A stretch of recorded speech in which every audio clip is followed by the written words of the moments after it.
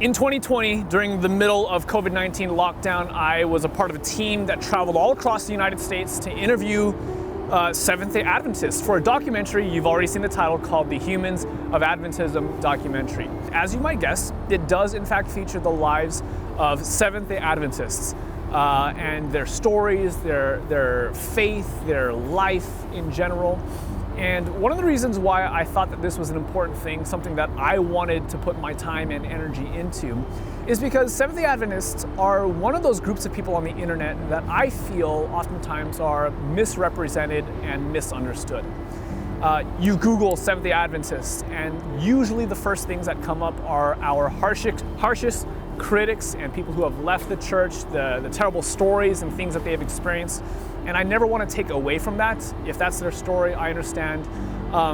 One of the reasons why I'm still a Seventh-day Adventist is because I actually want to fix some of those things. I want to make the church a better and healthier place for all people.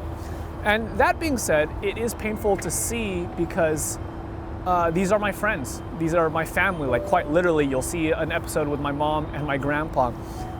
And so while there absolutely is truth in the criticism of Adventism, and I'm trying to be a part of the solution, it does oftentimes feel like it's only part of the story. We're missing on, I think, some of the beautiful aspects of this church and this group of people. And so this documentary series is intended on sharing that part of the story. I've said this publicly a lot. I don't consider myself a creative individual. I've never identified with like filmmaker or cinematographer or any of those kinds of things. And so to be invited to play exclusively that role felt really daunting, if I'm honest. 500 videos on the channel, great, but most of them are me sitting in like at a desk and with like just one singular shot, and like it doesn't take very much skill to do that well. But to go and in each location to try and think of a creative way to tell this story, like all of that felt so impossible. I've never been to school for this, never taken classes on it, just like what do I do?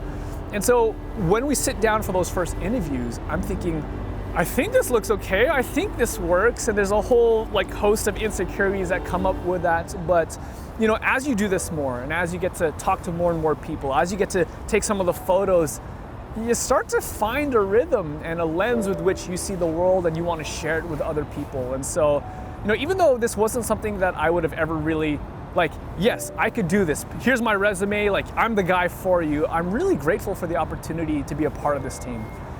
It's challenged me and grown me in so many ways. It's challenged me as a human being, as a follower of Jesus, and also as a content creator, photographer, cinematographer kind of a person as well. Humans of Adventism on film is a dream that I've had. If I had sat down 3 years ago and I had written out like things I want to do before I die, this would be near the top.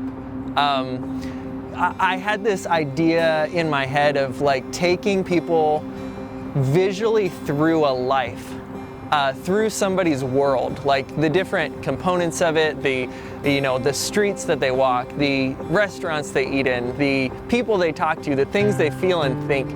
And you know, I didn't really believe that I would have the opportunity to do that before I was 40, 50 years old, if ever. And so in late 2019, early 2020, we got the opportunity to make this project. And what started with that idea of kind of just following people around and seeing what life looked like became the most incredible journey of exploring the psyche, the experiences, and the worldviews of Seventh-day Adventists across the United States. So what we made is not what I could have envisioned before we made it, but it's something that, having been through it, having looked in people's eyes time after time again, from the ages of, you know, early 20s to 90 years old, and just seeing the world a little bit through each person's eyes has been not only something that I'm proud to share with the world, but it's been an education on par or greater than any schooling, anything I've ever done in my life. I remember the first time I saw a post from Humans of New York on Facebook.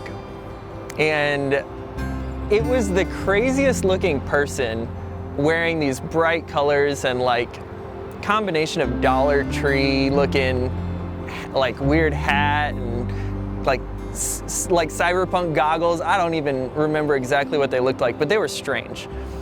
And my impression was, ew. Like, that's why, you know? And so then I read their story and I was like, you know, I judged this person too fast. I didn't take the time to ask anything about their life. I just assumed that they were weird. And over time, as I followed more and more posts, this kept happening to me where there'd be people that I would never talk to, that I would never be interested in talking to, that when I read through the posts, I was like, oh, maybe I could be friends with this person. Maybe they have something to teach me. And then when Humans of New York began making videos, it was like I was sitting face to face with people. You know, there were people, homeless people, and even, you know, rich people, and all kinds of different people that when it came up into their environment, it was like it was placing me in a simulation of their life. It was like I was sitting on a bench next to them, listening to their story, and because people were just so free to say anything that it wasn't quickly chopped up, it wasn't quickly to the point, it was just sitting with them and hearing them. It trained me in a way. It taught me the value of listening and just asking questions for the sake of asking questions. So when we did this series, the thing that I wanted to emulate most was that presence, that feeling that this is not to tell you what to think. This is not to get you to convince you to, you know, copy and paste anything into your brain. It's an opportunity to teach you how to listen. In high school, I remember being afraid of Muslims. And the reason for that was that I had never known one. I had known them primarily through accounts of terrorism and the negative opinions that people around me had of them. And even in the times where I would go in and go on Google and type in something, the results that I wanted to read and that I was drawn to served my existing knowledge of that entire massive people group. And I didn't realize until later that this is happening with my own church, that there are people looking for information on who Seventh-day Adventists are, and they're coming up with scary results. They're coming up with problematic people. They're coming up with all kinds of things that will shape their view in a way that will not lend itself to getting to know the human beings within the Seventh-day Adventist church. And so I had to do this really hard thing where I set aside my judgment of that people group and I went out and found people. You know, I went out and found relationships. I went and followed things written by them, things made by them, things that were intentionally for their own community and faith. And I wish that more people now would do that with Adventists. And I think that the responsibility can be on the individual to go find that information, but it can also be on us as a people to share ourselves. We have to be open to people looking at us. We have to be open to people being curious and asking hard questions and even challenging us. You know, I now at this point in life, I crave that conversation and discussion. I crave people saying like, why do you believe this? This is weird. Like, what are the sources that you're using? How do you form your worldview? What are your experiences? Because in that dynamic, there is relationship. And in relationship, it's very difficult to demonize any group of people. So what I hope that we're doing is creating an avenue for that. It's just saying, hey, we're as normal and weird and problematic as any other group of people, but here's a look at our lives. Here's a look at the people, you know, this grandmother or grandfather. Here's the look at somebody who will pay for your groceries when you're short on cash. I mean, here's the person who will stop and help you if you're broken down on the side of the road, and you may never even know that they were Adventist. But because I see that. and I see them, and I want other people to see them too. If at the end of the day you still have some very strong beliefs about Seventh-day Adventism, like that's great, that's cool.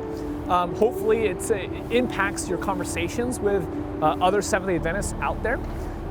But our simple goal with this project is that it helps you have a well-rounded perspective of a very diverse and I think interesting and beautiful group of people.